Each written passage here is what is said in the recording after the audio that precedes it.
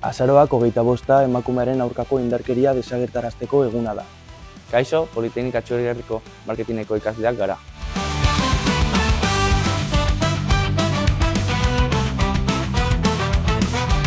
Marketingeko klaseetan adimen artifizialarekin gure kanpaina diseinatu dugu.